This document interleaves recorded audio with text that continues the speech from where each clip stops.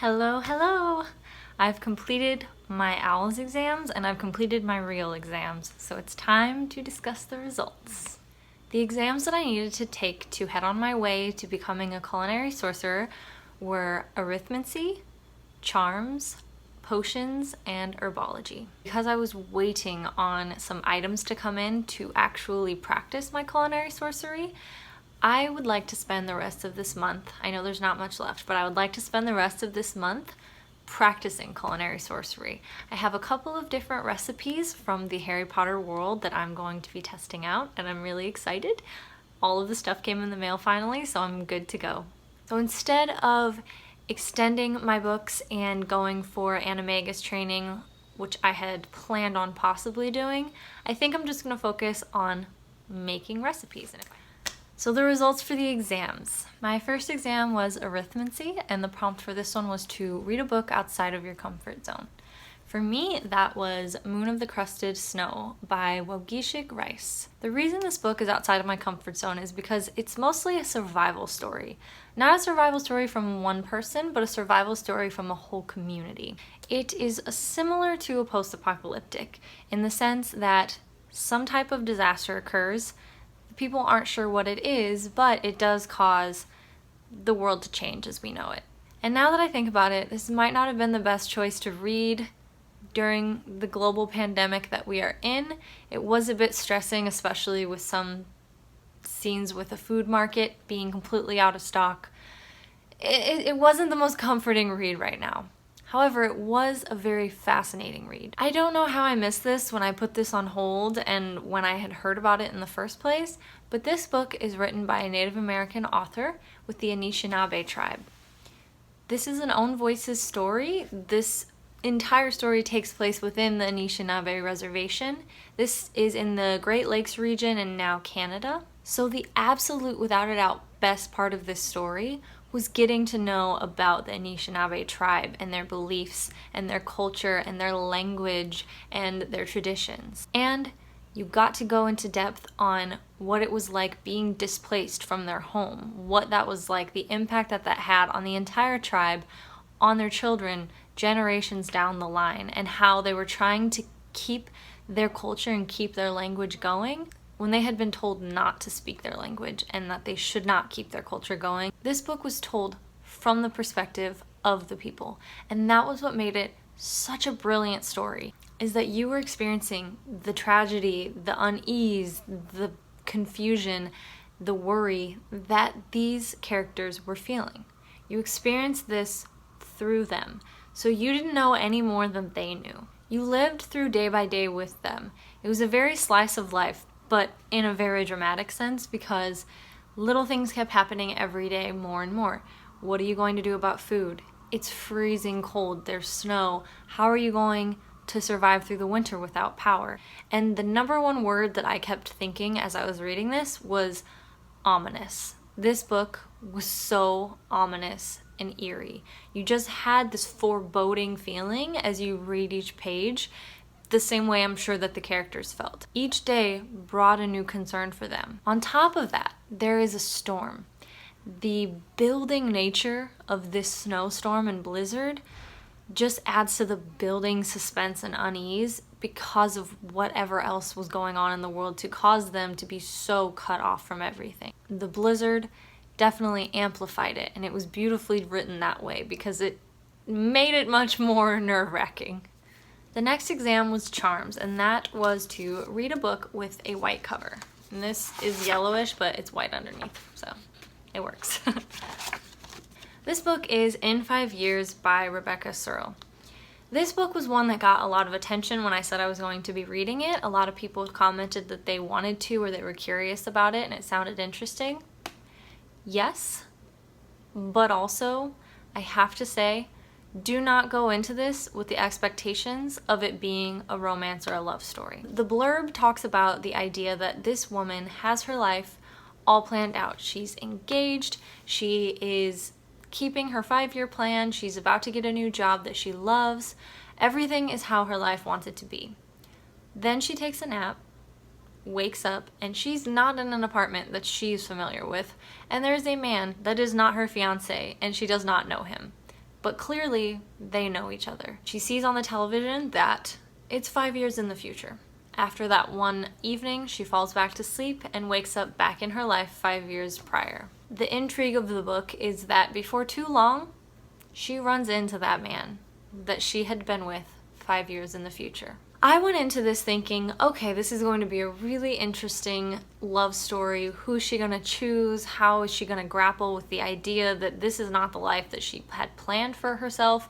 This is not the man that she had planned to be marrying. What was she going to do about this? And yes, that does happen, but no, it doesn't. It's not a romance. It's so hard for me to talk about this book without telling you what the central conflict of this story is. The main plot point that drives this book, because I don't think that you're supposed to know that. That's probably what the author intended, that this was supposed to be a total shock, a total twist. And while it was, I feel like it was a very big letdown for me. And that's why I'm saying that don't go into this expecting it to be a love story. So for me personally, this may not be the case for everyone. That changed my expectations, and that made what could have been a story that I may have liked otherwise into something that I honestly did not enjoy this book. I was frustrated the entire time and venting the entire time I was reading this book. There were a lot of things that would happen that were illogical. Like they go out on a double date and the two girls sit on one side of the table and the two guys sit on the other side and they don't know each other. Why would you have them sit by someone that the other person doesn't know? That's just awkward and uncomfortable. Why wouldn't you sit by your partner? I don't know. I'm picky. I'm aware of this. These are my own problems because I like things to be realistic, and there were just so many little things like that that kept happening, and I was just like, no, that wouldn't happen. That would be really weird choices to make. And on top of that, I didn't feel like the characters had much depth to them. The main character, I only knew, she was the main character, and I only knew her from like what clothes she wore and what food she kept eating. She didn't really have a lot going on with her personality other than the fact that, okay, she's a workaholic. Ooh, like that. I don't know. I didn't feel like I was connected to any of these characters.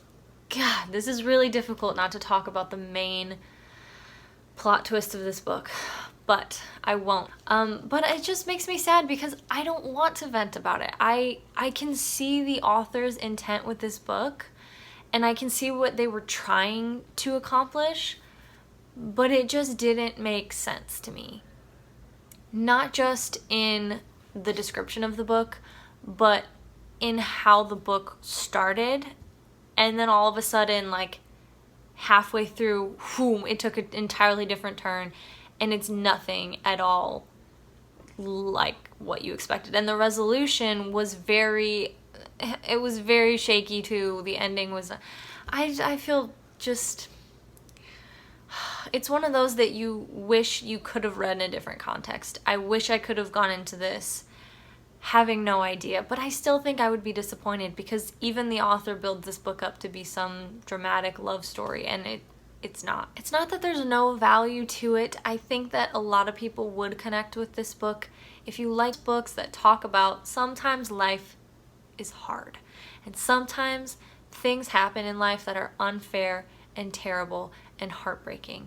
And if you like reading stories like that sometimes reflect reality, in that it's not what you ever expect to happen and it's not what you would ever be prepared to deal with, then this book might be something that you would enjoy. It was easy for me to go through.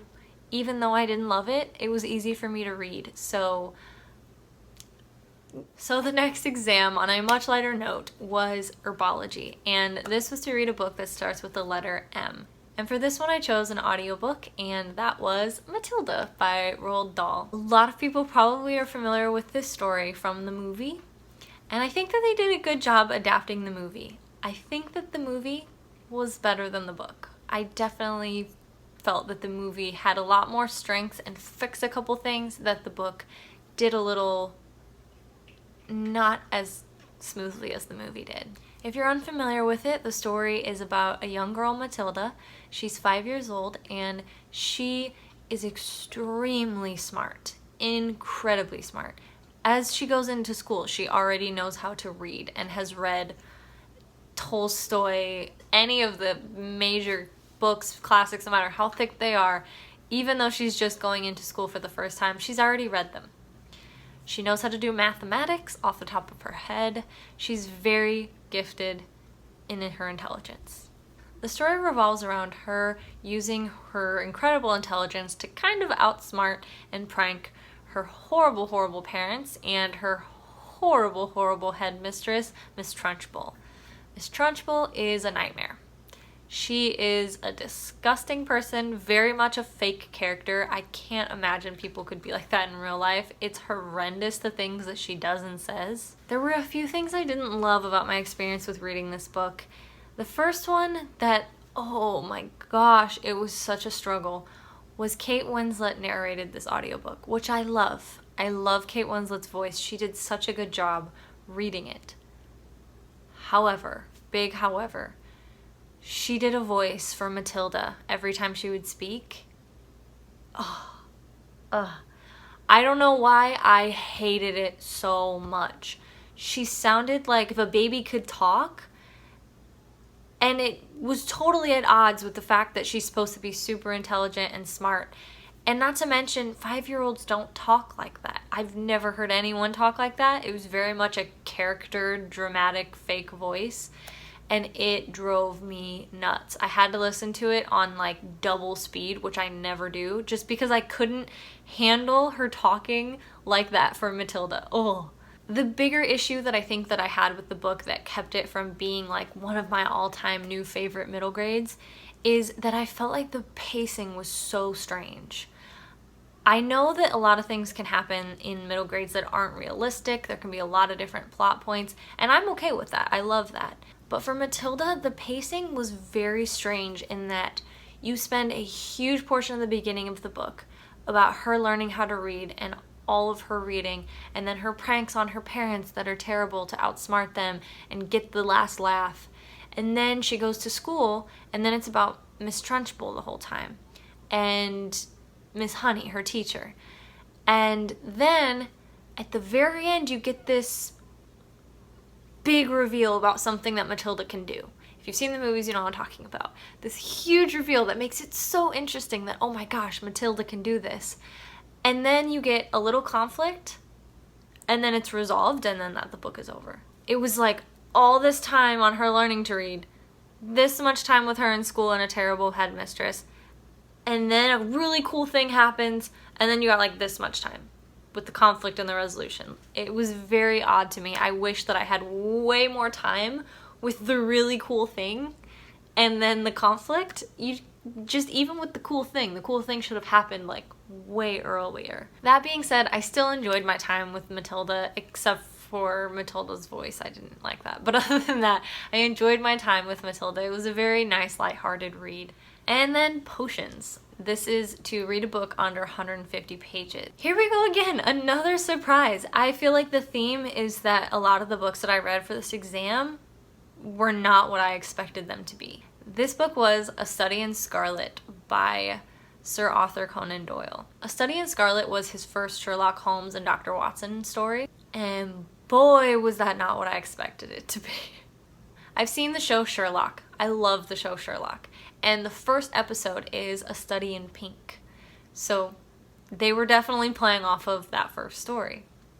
And the beginning of it starts out really similar. It was just obviously in the show Sherlock, they brought it to modern day. So I thought that was brilliant. I was very impressed with how they modernized what was happening so far in the story. Then, this one's hard to talk about because once again, I'm wondering if it's a spoiler. Oh my gosh, the struggle. Okay, I have to talk about it. If you want no spoilers, come back when the word spoilers is off the screen because this is so bizarre. This will be no spoilers for the mystery.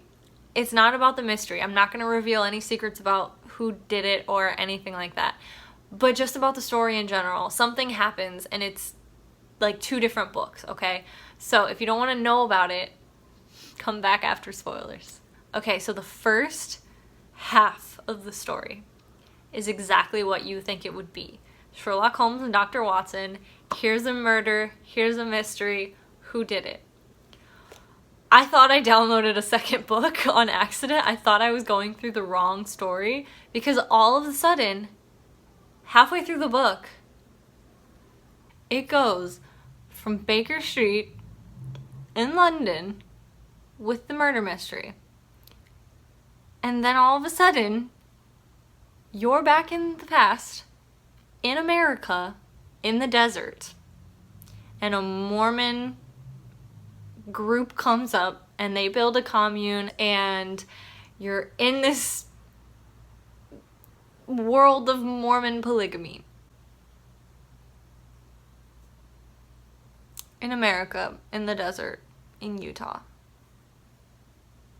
I mean, here's the thing. I think I enjoyed that part of the story more than the other one because it was more character driven.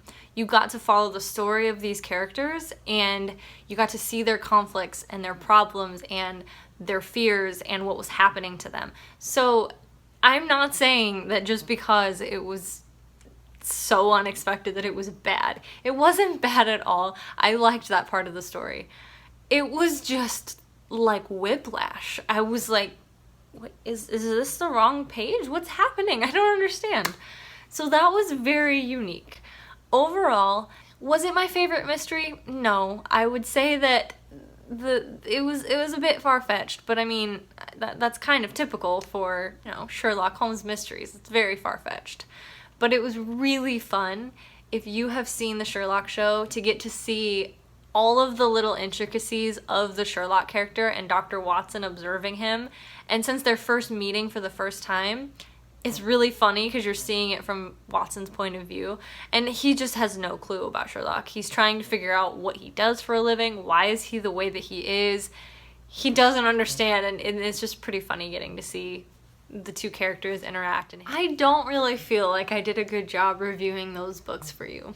Sorry I couldn't give you more. I wish I could talk about it, but I'm a big proponent of no spoilers, so I did my best. So overall, I felt like it was okay. My books were pretty okay. They weren't mind-blowing by any means. There were no new favorites, but each of them was interesting enough in their own way. Now that I've gotten my results, why don't we head over to the kitchen and I'm gonna try making Polyjuice Potion. Now keep in mind, I'm not a culinary sorcerer. I'm not technically supposed to be brewing Polyjuice Potion, so this is just going to be a recipe that resembles Polyjuice Potion, so it'll have the spirit of it. Polyjuice Potion does not look very tasty, that's for sure, but it is a complex and time-consuming concoction best left to highly skilled witches and wizards. This is why I'm not making the original, I'm just making a representative. It enables the consumer to assume the physical appearance of another person as long as they have first procured part of that individual's body to add to the brew. This may be anything, but it is most usual to use hair. Trying not to gag. The original Polyjuice Potion requires lacewing flies, leeches, horn of a bicorn, knotgrass, fluxweed, and boomslang skin. Yeah, I'm going to be using much tastier ingredients. And the recipe that I'm using is from the Miss Kitchen Witch blog. I'll link it down below in case anybody else wants to try making this.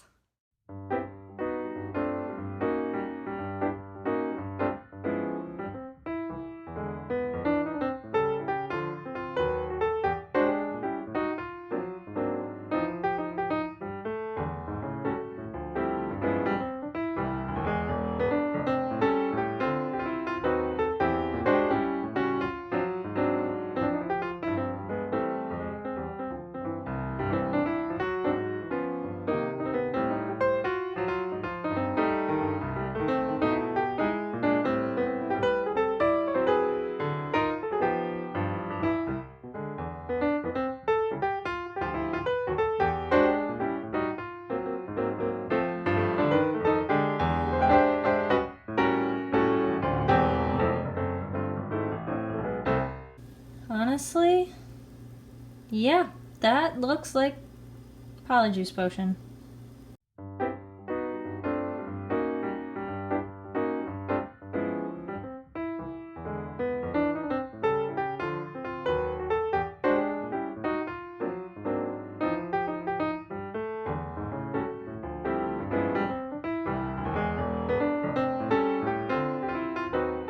Now the one thing that you cannot forget with Polyjuice Potion is the hair of the person you're turning into.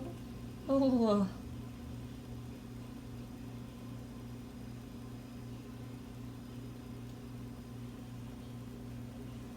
For those of you at home, do not be afraid. It's coconut.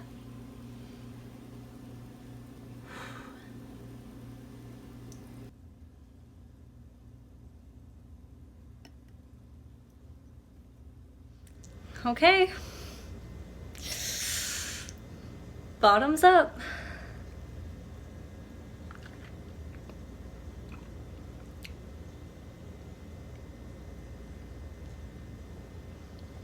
Oh.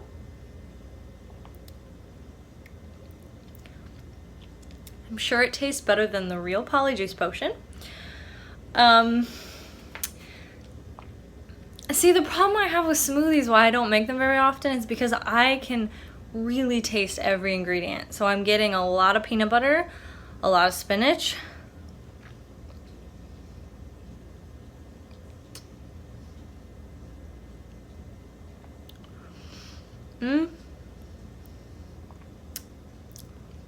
Actually, it's not bad. A lot of peanut butter. I'd go easy on the peanut butter.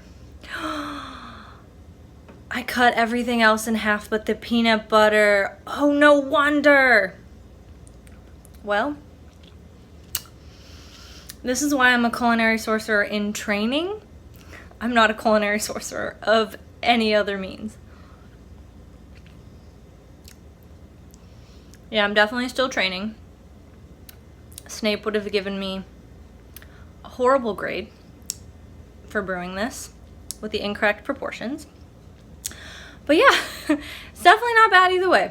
I think if I wouldn't have added the extra peanut butter, this would have been especially good. So I recommend. It very much looks like, I mean, yikes. Oh, here, you want me to? All right. Gotta make sure that this is part of it. I gotta consume the...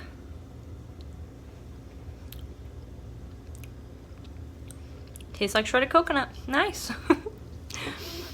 Oh gosh, I probably have it all in my teeth. Anyway, that is my Polyjuice Potion. I will be able to drink the rest of this. It's definitely not bad at all. But since it's not the real Polyjuice Potion, I'm still myself, thankfully. Anyway, just having fun in the kitchen. Like I said, I am by no means a professional and these are not my recipes. I will always link and credit down below. Thank you so much and stay tuned for some more Harry Potter recipes coming your way for the Owl's Magical Readathon. Bye!